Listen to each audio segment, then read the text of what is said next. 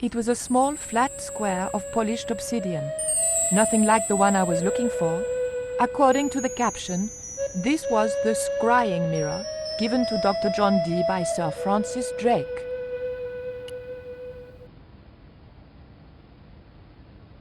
Can I help you, miss? What can you tell me about the scrying mirror? Ah, that belonged to the alchemist and part-time Elizabethan spy, Dr. John Dee. It was brought back from the New World by Sir Francis Drake and presented to him. It's Mayan, you know. What is a scrying mirror? It's rather like a crystal ball, and you can't see anything in it. Apparently, he had a partner who used it to talk with angels. If you ask me, you were barking mad. Have you ever heard of an English sea captain called El Draco? El Draco? Not a very English name. I think that's what the Spanish would have called him. It was about the time of the conquistadors. 16th century. Oh, I know. That's what the Spanish called Sir Francis Drake. Francis Drake? Have you got anything here that belonged to him? Indeed, miss. We have a couple of artifacts he brought back from one of his journeys. It didn't look anything like the coyote stone. This one was like a little black shaving mirror. Is the scrying mirror the only piece of obsidian Drake gave Dee? Funny you should ask. There's another called the Jaguar Stone. He never liked it, though. Said there were angels in the mirror and devils in that stone. Can you tell me something about the Jaguar stone? Certainly, miss. The so-called Jaguar Stone was brought back from the Americas by Sir Francis Drake and presented, with, as you already know, the more famous scrying mirror, to John Dee. The old loony didn't like the stone, though. Reckoned it was tainted by the devil. Come along, miss. I'll show you the mirror. I've already... Oh, never mind. There. John Dee's famous scrying mirror, given to him by Francis Drake. Do you know if this mirror has any relevance to Tezcatlipoca? Who? I can't even say it. Ah, there's someone here who'll be able to help you better than me.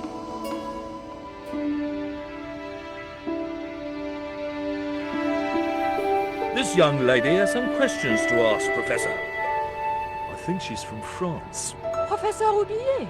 Eh? What? You two know each other, do you? Excuse me, the telephone.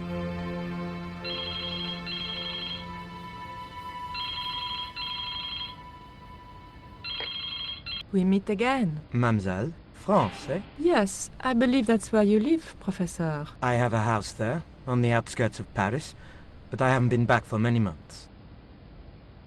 What can you tell me about the Jaguar stone, Professor? It's obsidian, from the Chichen Itza region.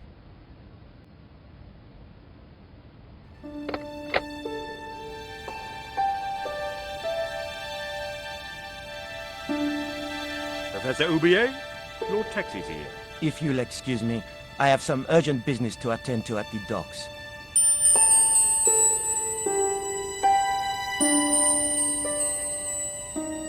Can you answer me some questions about the Jaguar stone? Certainly, miss. If you just step this way.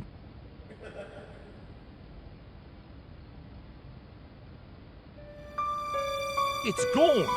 Some sods half-inched it. Half-inched? Stolen it, miss. Never mind. The silent alarm will have been tripped.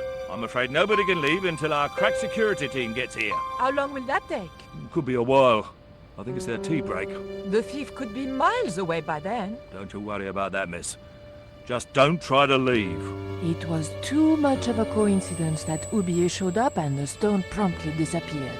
I didn't have time for their crack security team to finish their tea. I had to get after him.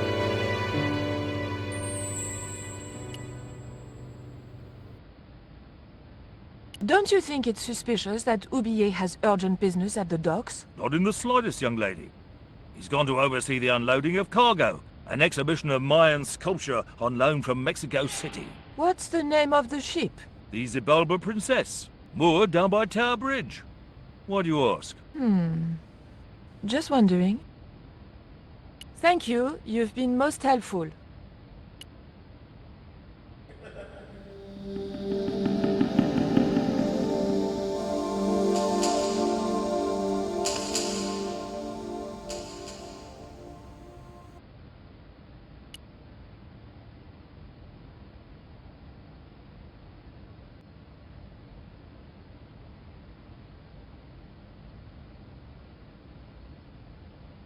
The key unlocked the case.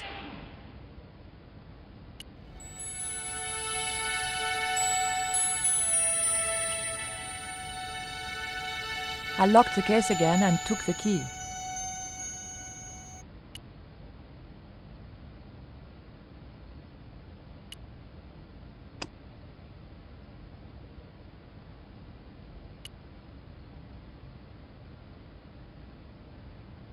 What was it you wanted? Look at this. The thief left this key in the cabinet. Oh dear. Oh dear, oh dear, oh dear. That makes the theft an inside job, right? Oh dear. In other words, the thief was Professor Oublier. Well, let's leave that for the police to decide, shall we? I better phone them right away.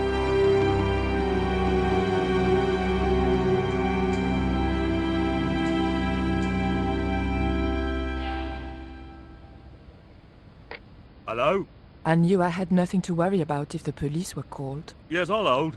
But I had to catch up with Oublier, and fast.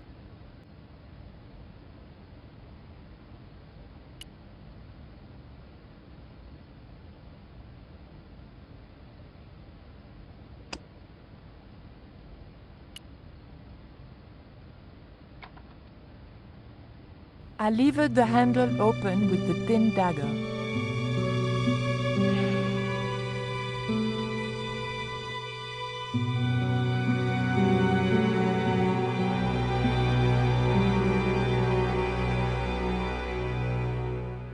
The room had been decorated to resemble the interior of a sailing ship. It was disturbingly effective.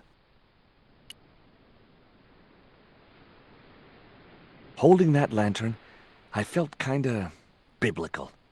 Like Jesus or Florence Nightingale.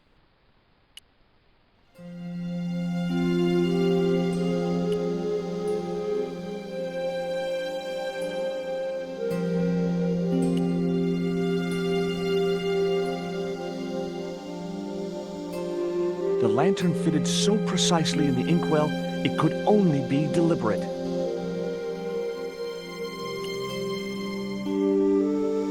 That might come in useful, in ticklish situations.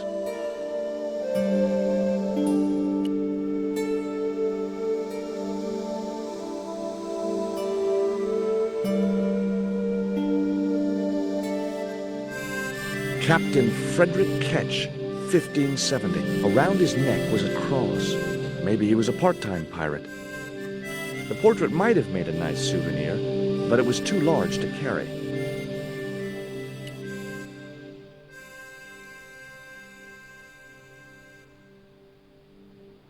Okay, I've had my hands on an historical document. Now what?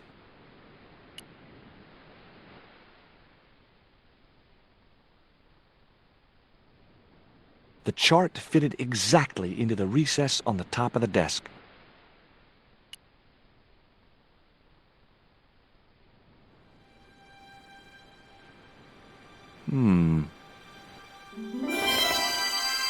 Surprise!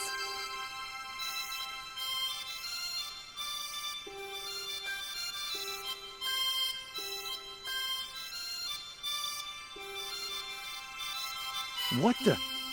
Who are you? I'm Emily. What were you doing in there, Emily? Hiding. What are you doing here? Grown-up stuff. Grown-ups? Pfft, I'm never gonna grow up, I'm not. You shouldn't be here. What's your name? I'm George. Pleased to meet you, Jaws. George. Jaws, Jeez. make your mind up. That cross you're wearing, Emily, It's my lucky Jesus cross. it's just like the one Captain Ketch wore. Uh-huh. Can I borrow it? Uh-uh.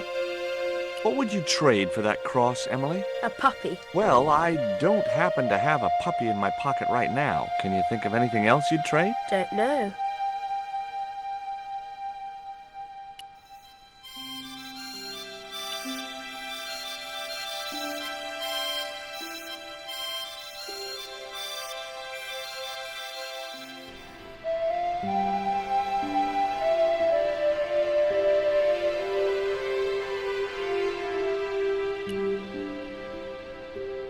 I wasn't going to risk further laceration by the cat's claws.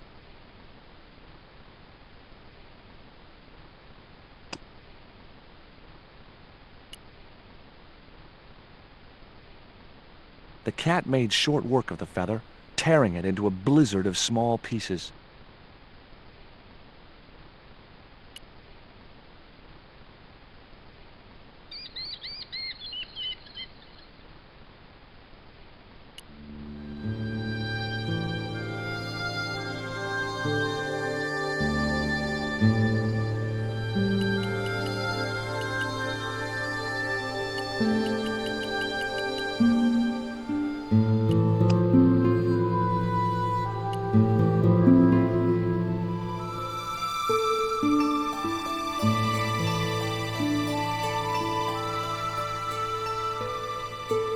What you got there? I couldn't see why Rio would want the shredded quill.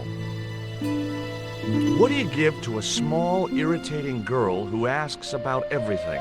Try a conch. Delicate colors, interesting shape, and when you put it to your ear, you can hear the sea. Yeah, why's that? Usually because you're standing next to it. Cool. Have you got one? Yeah, but I promised it to my sister. She well vexed with me. Why is your sister mad with you? Well, last night, when I got home with our supper, she went wild. Rio, she said, how come all you ever catch is puffer fish? A sicker puffer fish. What I want is tiger fish. So don't bother come back home till you catch one, boy. I don't see how I'm gonna catch no tiger fish. All I have is a fishing pole and a worm. Hey, this is just what you need to make a fly. Thanks. Let's hope them tiger fish hungry. A deal's a deal. Here's a conch.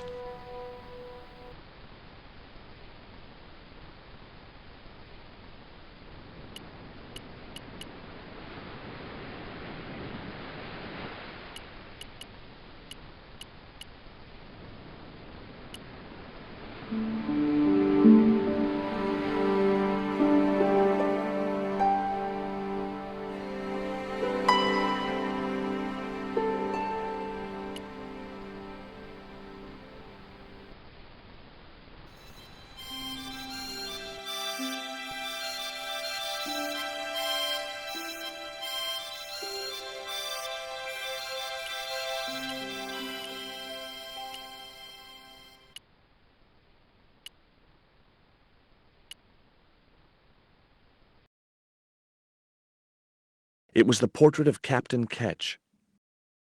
The portrait might have made a nice souvenir, but it was too large to carry.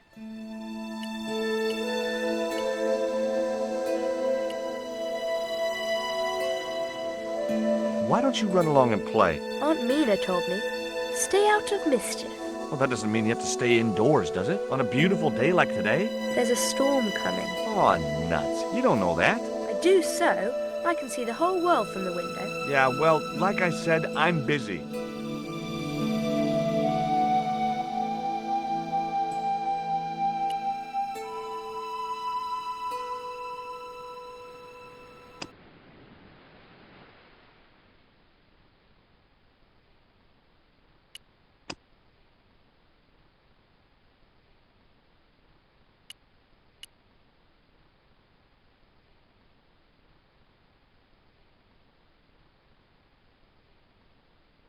Here, I've got a conch. Would you like it? Dunno. Aunt Frost told me never to take presents from strange men. I'm not a strange man. Then why are you called Jaws, Jaws? That's a stupid name. I'm not called... Look, conch, pretty. Swap for the cross, yes or no? Right, this thing's going out the window. Okay, we'll do swapsies.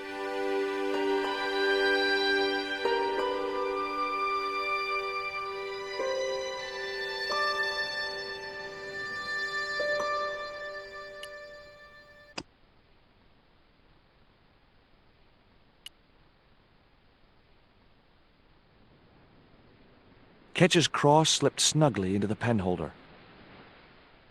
What you doing, Jaws? I've put your cross in this little hole in the desk. Why? Impulse, mainly, with a dash of irrational intuition. Silly. Only women have intuition.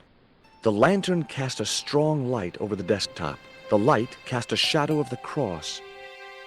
And the shadow fell precisely over a small, unnamed island shaped like a skull.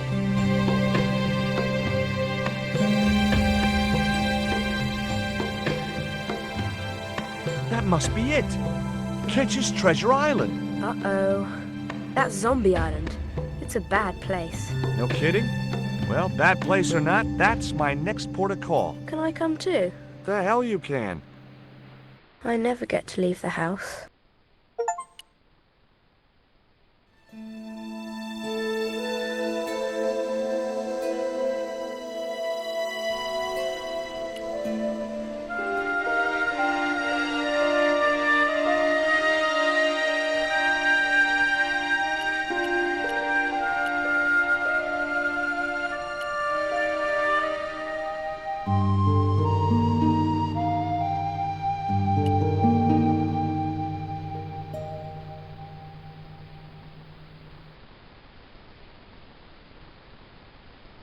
Would you take me to, Zombie Island? In this weather? You madman. The rain will keep the zombies indoors. Just say I did meet a zombie. What would you do? There ain't no zombies on Zombie Island. At least, not anymore. It's uninhabited. Good. What do you mean, not anymore? You still want to go? I guess. Well, I ain't had no luck with them tiger fish. And with the mood my sister is in, I'll be safer with the zombies.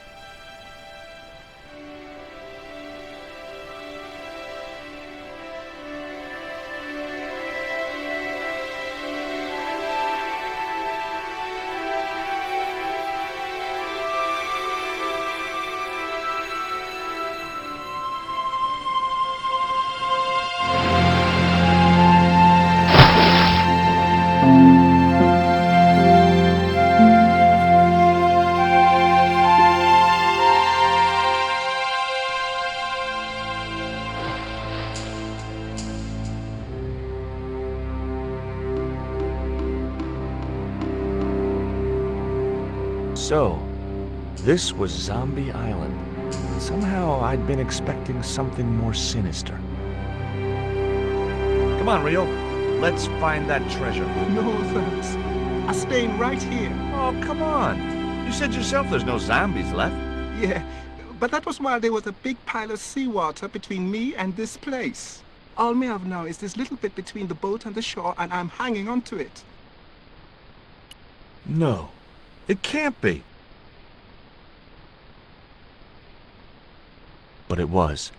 My lucky piece of coal. Rio, how far away is Ketch's Landing from here? Best part of 10 miles. Why? 10 miles? That catapult must have been a lot more powerful than I thought. Rio's boat was strewn with fishing nets and tackle.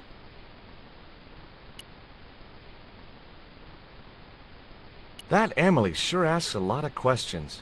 Rest it, man. This whole Emily business just isn't funny. Look, we're obviously at cross purposes here. I'm talking about Emily Ketch. Yeah, and so am I. He was my friend. Her aunts hated it, but we did move together, you know. She used to be real keen at hide and seek. It could take hours to find her. One time, the last time, it took days. She must have shouted and screamed herself hoarse, but there was nobody to hear her. Where'd she hidden herself? Captain Ketch's old sea chest. The only way to open it was from the outside. Suddenly, I didn't feel so good. We never exchanged another word about Emily Ketch. The outcrop was about the only feature on the cliff face.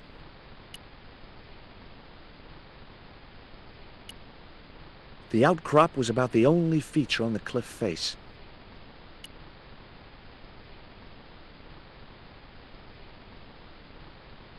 Could I borrow your net? Yeah, man, no problem.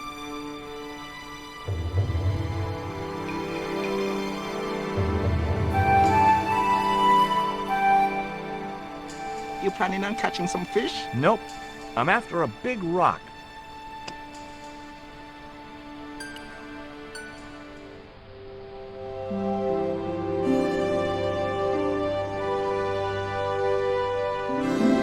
Well, here I go. Wish me luck, Rio. Good luck, George. Watch out for the Walking Dead.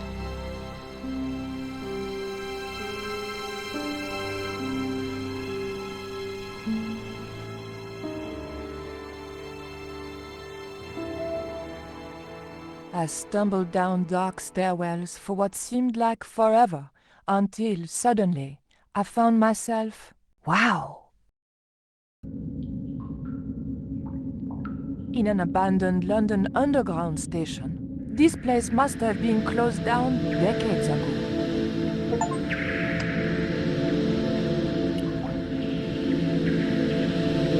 There was nothing very useful in my bag, just a single hair clip.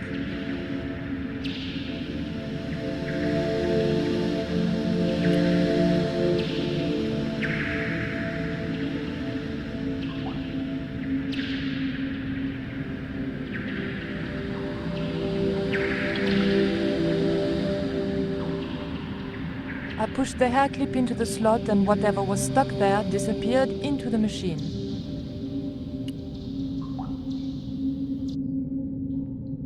I pulled out an old English penny.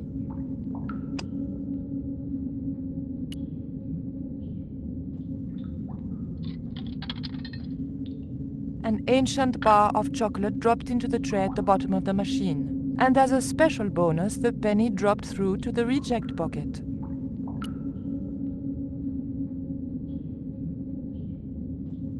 I took the ancient bar of chocolate. I pulled out an old English penny.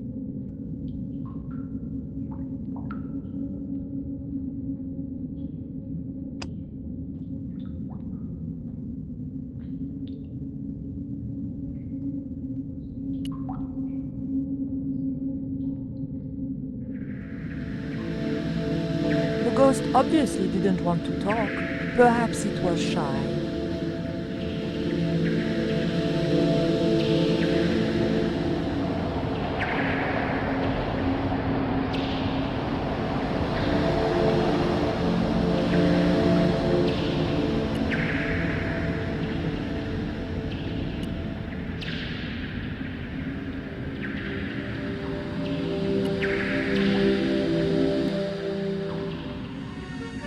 Who the hell are you? Joey, is that you? Oh, I remember you now. Hey, listen, don't go near that hole. Nobody tells Robert Foster what to do, lady. You don't understand. I've played this game before. There's something horrible in that hole. Some beast with tentacles. You're nuts.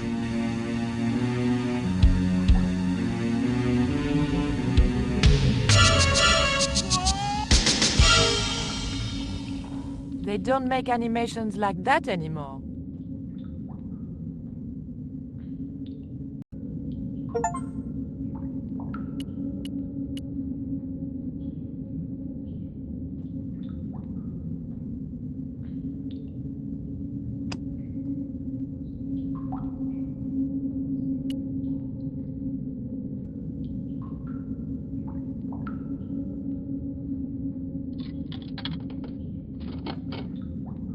I put the old penny into the slot, the needle twitched rustily and the machine spat out a card.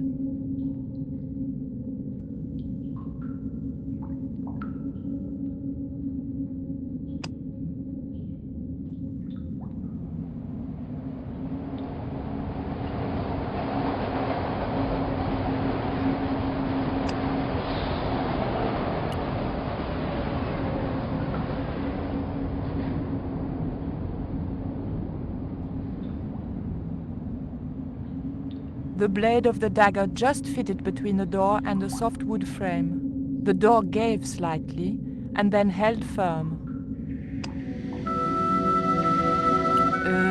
No.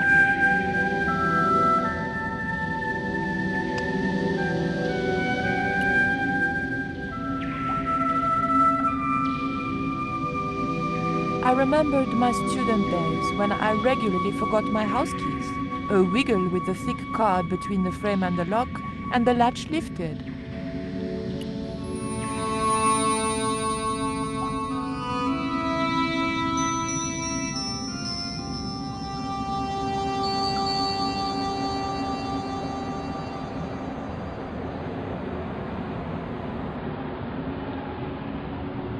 The train was my ride out of there. I could worry about not having a ticket when I got to the docks.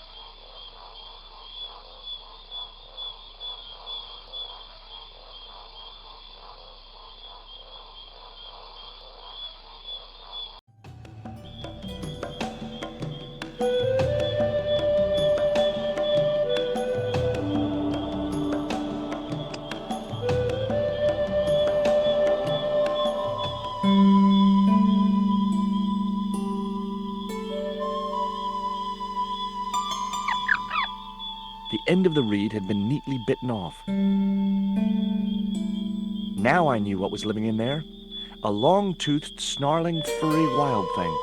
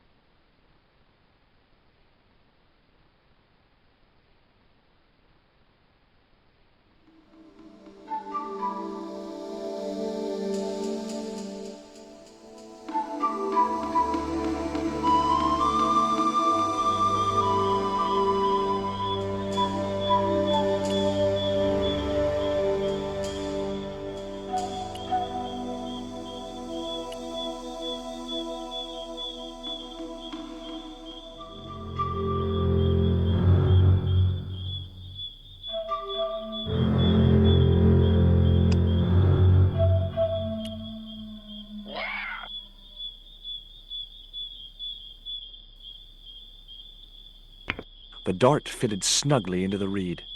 Great. I was tooled up and dangerous.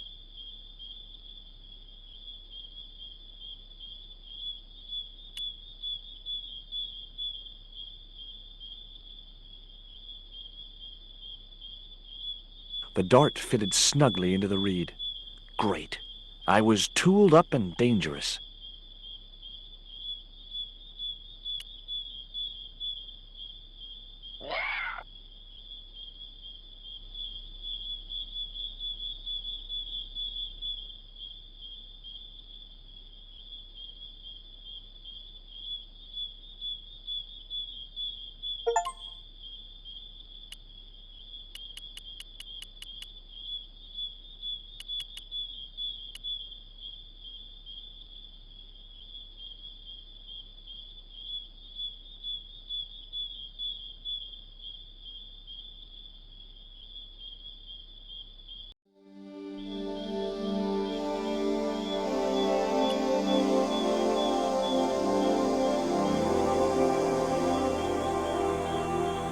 The creeper just came away from the rock as I pulled it.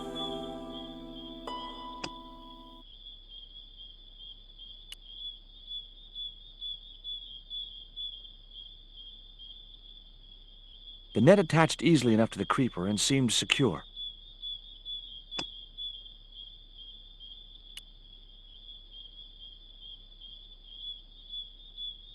Great. I'd created some sort of creeper marker fishing net assembly. Sometimes I terrify myself with my creative genius.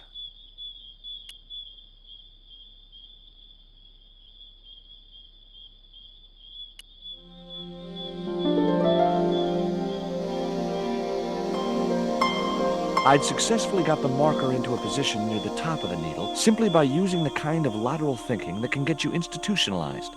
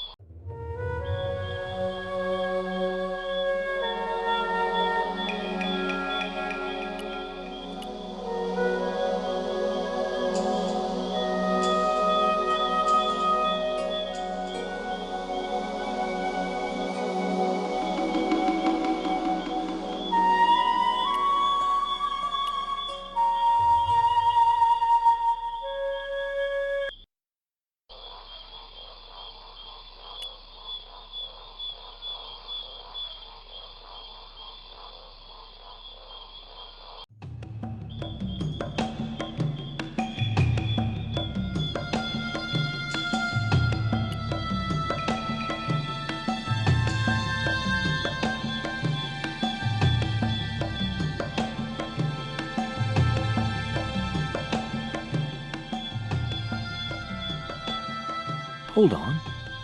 I've been here before. Haven't I?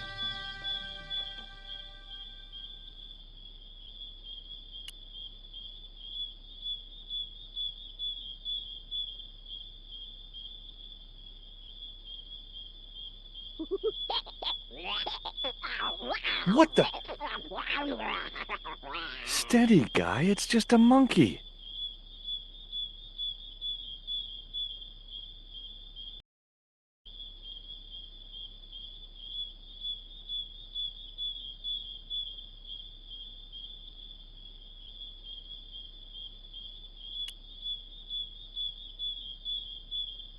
Initials carved into the stone read F.K. Frederick Ketch had been here.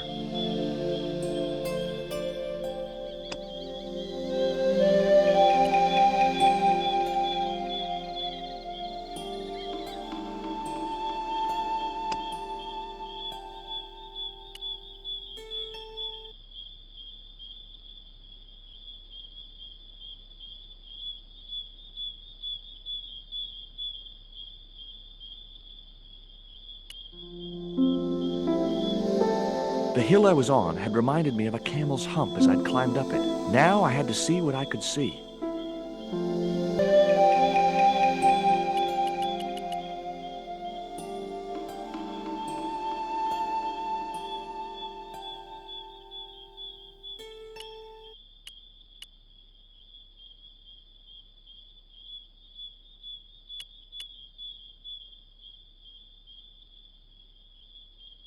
It was the marker which I had raised up the needle of rock. I could see the marker I had fastened on the rock down in the forest, and right in line with it, that had to be where Ketch had hidden his treasure.